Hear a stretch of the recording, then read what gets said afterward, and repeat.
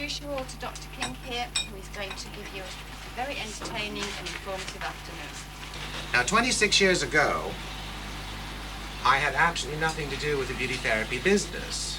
My research and concepts and methodology were strictly for plastic surgery centers and private clinics. And it was adjunctive and alternative to conventional medical procedures in plastic surgery centers. For example, if somebody had very deep toned skin and were aging, they would not be a candidate for the deep medical peel, right? Because of pigmentation problems in the sun, perhaps keloid scar problems, or whatever. But there were treatments that we devised available that could give the same result over a period of time. And I might add, a much more natural result. Someone that wanted a facelift, cervical platysma, blepharoplasty, hodoplasty, mentoplasty, whatever type of plasty available, but they had diabetes very severely. And they were not a candidate for these conventional surgical procedures, could have our treatments and have a similar result. Sometimes it was even financial. They couldn't afford it. But they had a job opportunity that depended on their particular look. They could have these treatments, which were much more reasonable over a longer period of time. Now, there's a lot of old wives' tales concerning skin. One of the first and biggest old wives' tales is that if you steam your face, your pores will open up. Or if you put cold water on your face or ice, your pores will close. Or if you take a toner or alcohol and put it on your skin, your little pores will snap shut. That's not true. That's biologically impossible. Skin is in 3 basic layers. Now, actually to medical practitioners and scientists, we know that skin is in a lot more layers than just 3. There's many, many, many different layers. But let's deal with the big 3 and make it easier. Your top layer is called your epidermis, and that's what you're looking at when you arise in the morning and look in the mirror. Some of us love ours, others don't. I don't particularly fancy mine now and again, even though I'm pushing 50, going 90 miles an hour. The second layer is the derma. That's where all the new cells start their little life. And the third layer is the subcutaneous. That's the support layer. Now, in the dermal layer, where your cells start their life, they begin every 28 to 30 days, no matter what age you are. And they're nice and round and fat and fully alive. And they've got all of the different ingredients they need to stay alive. Amino acids, proteins, and so on.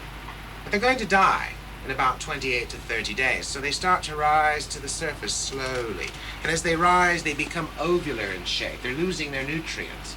And when they get on the very top, right where you're looking in the mirror, they're dead and they're flat. And we call this the cuticle layer or keratinized protein cells. They're useless. Now we need a little bit of those to keep our cells protected from pollutants and free radicals and environmental changes. But the problem is that because of improper use of chemistry on our skin most of our lives, i.e. beauty products that we all use, these little flat dead cells do not come off. They keep building up year by year by year by year. And all of a sudden you look in the mirror and you say, oh, I'm getting some lines around my eyes, and I'm only 35. Or I'm getting these awful little etched lines around my lips, I'm only 40. What's going on here? I must have some treatments and I must use moisturizers. Okay? Now, I use the word the chemistry that the cells recognize.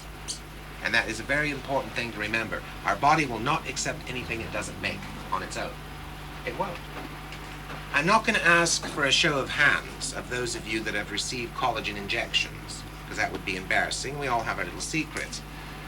There's nothing wrong with collagen injections by the doctor. We do them all the time. The only thing is, the chemistry is wrong, so the collagen doesn't stay into the wrinkles. It goes away after 2 weeks or a month, sometimes longer. Because collagen that's used to inject into our skin, into the wrinkles, is made out of dead, hydrolyzed animal material. It comes from a bloody cow or chicken. But why not use our own collagen? Now, what role does collagen have to play in our skin? Collagen fibrils look like big cables under a microscope, and they keep our skin tight and firm and built up, as in young.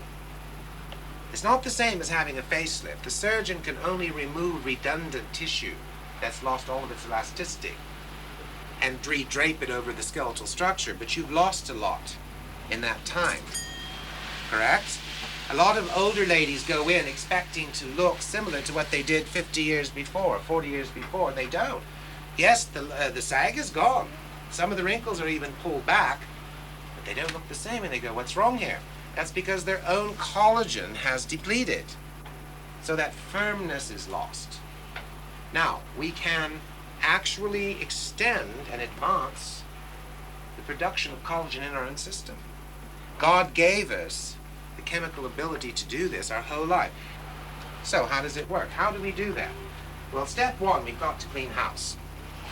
All of those dead cells I talked about that build up year by year, they've got to be removed first. And I don't mean peeled. I'm so tired of this word peel. The whole world's gone peel mad. That suggests that our skin is like an onion, and we can take it off layer by layer whenever we choose. That's not true. Under a microscope, the skin's in hills and valleys. Old cells, new cells, all the time changing, shifting. So you can't just take it off in layers. And to attempt to do so causes trauma. Have you ever seen a lady or a man that's had a medical peel? Right? Well, describe it. We do them all the time. I'm not opposed to those things, but we must be selective with that patient. It must be a lady or a man, very fair skin, very thin, sort of Irish type skin. And their skin never quite looks real. It always looks faintly waxy and artificial. The cell structure is being changed forever. They always have a line of demarcation under their neck. They can never go out in the sun because they might risk hyperspotty pigmentation or unusual dark spots. And as I said, they always have a faintly artificial look. This is great, the wrinkles are gone. But there are ways to do that without creating trauma in the skin to that depth. Because when you create trauma of that type, the skin responds with, oh my God. It doesn't let new cells come up nicely and naturally. It just lets them shock up there, and they have to develop very rapidly so the body won't infect and break down. So it's a very fake, plasticky looking look. Now, we know we must get rid of that thick cuticle layer on the face, so we employ the uses of many different types of chemicals that the body responds to. And most of them come from the plant world. I never used animal byproducts simply because they don't work. They don't adapt into the human body on the surface at all. The molecular structure is far too large. Won't penetrate, won't do anything but just grease that old dead cell buildup you've got. That's what happens when you put on a moisturizer.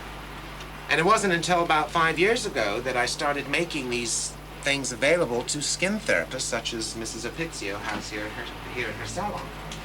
So anyway, back to how do we get rid of the dead cuticle layer? All right. I always tell my students this because it makes a nice little story that anybody can relate to. Let's say each of you ladies went out to a garage sale or an estate sale, and you happened to see this wonderful old chair, 16th century, but it was all covered with thick white paint. And the people that were conducting the sale did not know what it was, and you knew that it was solid cherry wood underneath, absolutely gorgeous, just fit in your sunroom. So you give them £2, guiltily sneak off with it. You take it home. Now your next step is to remove the paint. You've got two choices. You can either sandpaper it off, which would take you weeks and be very abrasive and take up some of the wood, or you could go to the hardware store and buy a stripper, right? Paint it on and watch that old paint just dissolve into a jelly before your eyes, and off it comes, and there's a nice new cherry wood, unblemished and virgin.